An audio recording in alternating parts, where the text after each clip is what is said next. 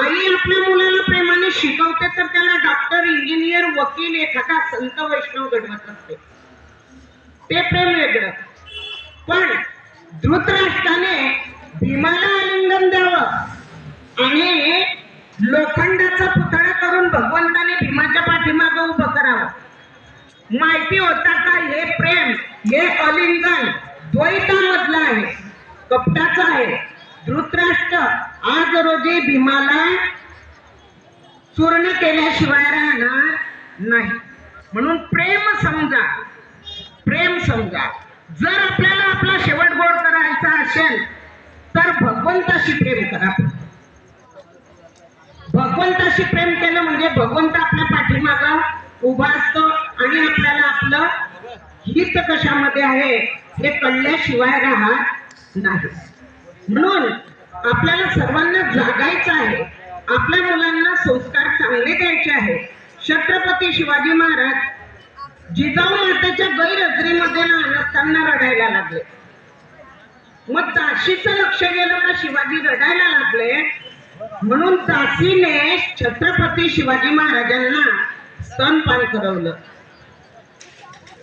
आणि तेवढेच जिजाऊ माता त्या ठिकाणी हजर झाल्या. जिजाऊ मातेने पाहिलं, मला तर छत्रपती शिवरायांना शूरवीर करायचं आहे आणि याने दासीचं स्तनपान केल्यावर हा दासत्व स्वीकारल्याशिवाय राहणार नाही.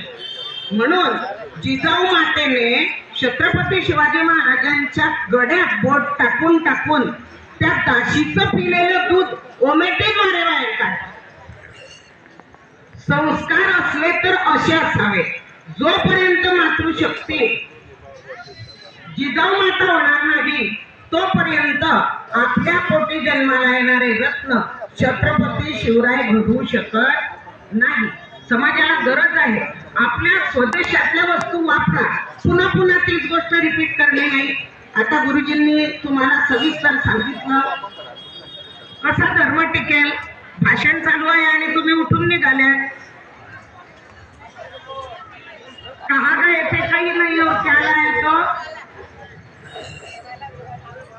काय धर्म टिकणार है? तुम बघते रहो, मी इतबार है.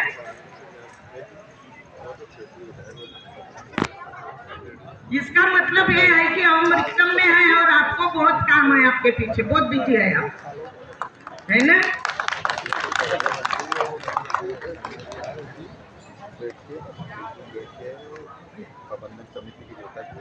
हाँ, तो सबको मेरा निवेदन है कि अपने बच्चों को अच्छे संस्कार दो.